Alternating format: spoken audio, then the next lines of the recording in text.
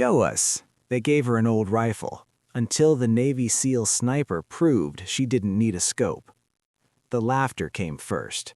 Not cruel, at least not openly, but loud enough to sting. It echoed across the dusty training range as a group of Navy SEAL candidates gathered around the weapons table. Among them stood a woman, quiet, still, hands clasped behind her back. Someone shoved an old rifle toward her. "Show us," one of them smirked. "Let's see what you've got." The rifle was outdated, scratched metal, worn grip, no scope, bare iron sights. The kind of weapon instructors use to make a point, not to prove one. She picked it up anyway. No complaint, no reaction, just a slow, careful inspection, checking the weight, the balance, the trigger pull. To everyone else, it looked like she was stalling. To her, it was familiar. The range instructor crossed his arms. "Targets at 800 meters, he announced. "No optics, no adjustments, just you and the rifle." A few candidates laughed again. "That's impossible." She said nothing. Downrange, the targets rose, small, distant, barely visible in the heat shimmer. Most shooters needed scopes just to find them. She stepped to the line. The chatter faded as she settled into position. Her stance was relaxed but precise, like she'd done this 1,000 times before. She rested the rifle, adjusted her footing, and tilted her head slightly, as if listening to something only she could hear. Wind, distance, drop. She breathed once, then fired. The crack of the rifle cut through the air. A moment passed, then clang, dead center. The range went quiet. Someone scoffed nervously. "Lucky hit." She didn't look back. She cycled the bolt and fired again. Clang, another center hit. Now the laughter was gone. The instructor's expression changed. He stepped forward, squinting downrange, then back at her. "No scope, no adjustments," he muttered. She lowered the rifle slowly and finally spoke. "You don't need a scope if you know where the bullet's going before you pull the trigger." The candidate stared. That was when one of the instructors leaned to another and whispered, "She's not just good, she's trained." And somewhere in the back of the group, a Navy SEAL sniper watched in silence, already realizing something the others hadn't yet. This woman didn't need modern gear, because she was the weapon. The silence on the range felt heavier than the laughter ever had. The instructor cleared his throat. "Reset the targets," he ordered. "Longer distance, moving this time." Metal clanked as new targets rolled into place, smaller, faster, and deliberately uneven. A crosswind picked up, dust lifting off the ground in lazy spirals. This was where most shooters failed. Someone muttered, "Even with a scope, that's rough." She remained still. The old rifle rested against her shoulder like it belonged there. No optics, no rangefinder, just iron sights and instinct.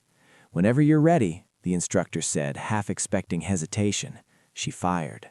The target dropped mid-movement. A second target appeared, cutting across the wind. She adjusted without thinking, just a subtle shift of her stance, a tiny change in breath.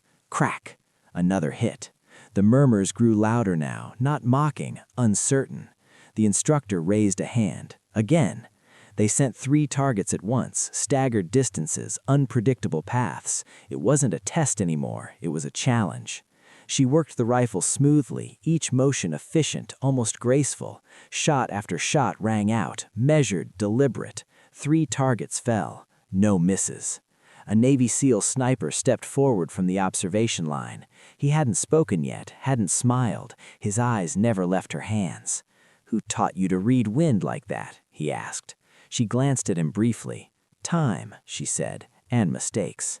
He nodded slowly. "You're compensating before the shot, not after." She gave a small shrug.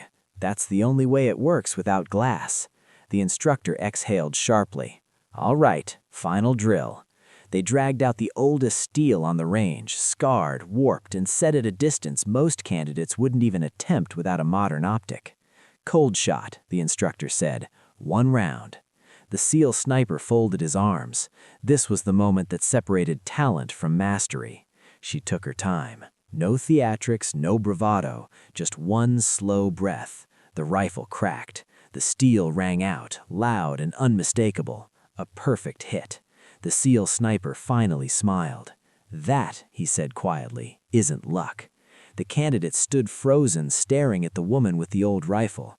What started as a joke had turned into something else entirely. They hadn't just underestimated her, they had misunderstood her. The range was shut down early. That alone told the candidates this was no longer a demonstration, it was an evaluation. The instructors cleared the line, leaving only her, the old rifle, and a handful of senior personnel watching from behind the glass. The Navy SEAL sniper stepped beside her. "We're changing the rules," he said. "No targets, no markers. You'll call the shot before you take it." A few eyebrows lifted.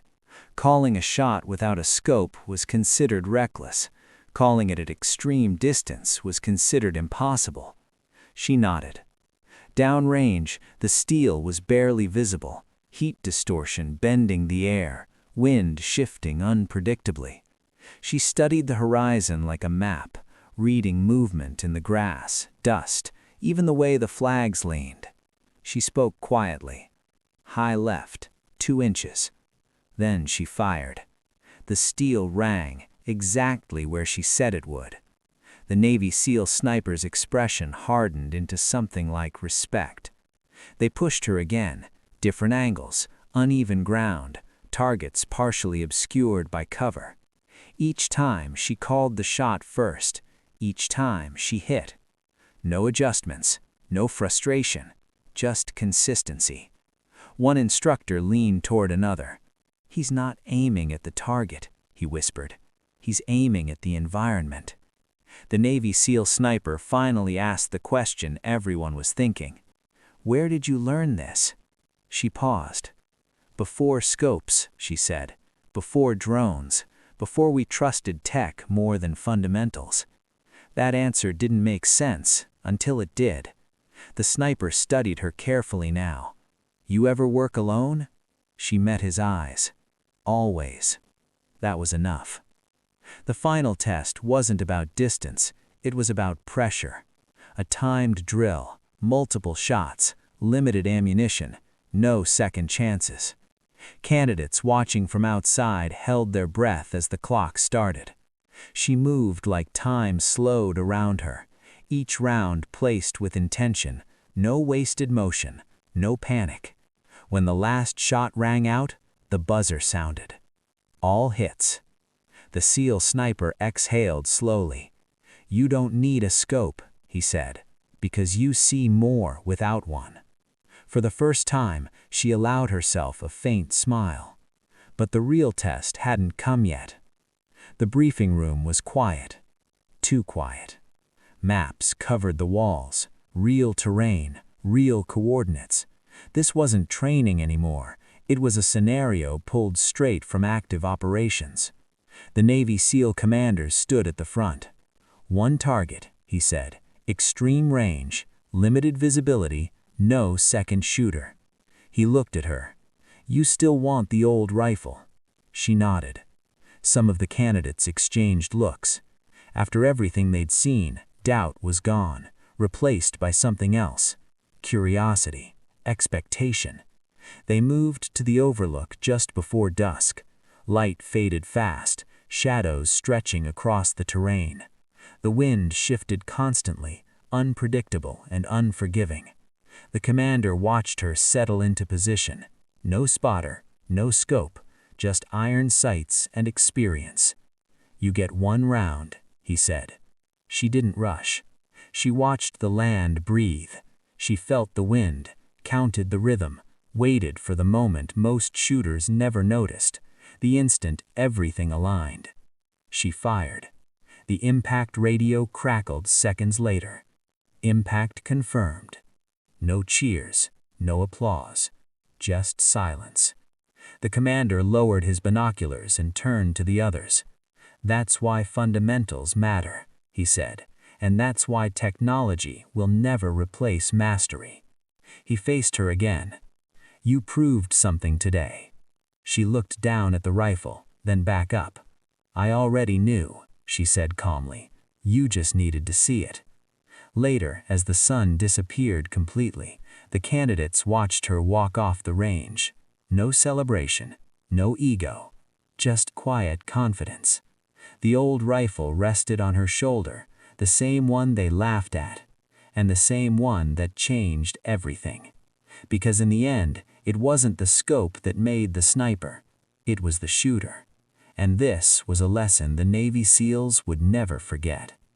This is United War, where skill, sacrifice, and silence speak louder than words.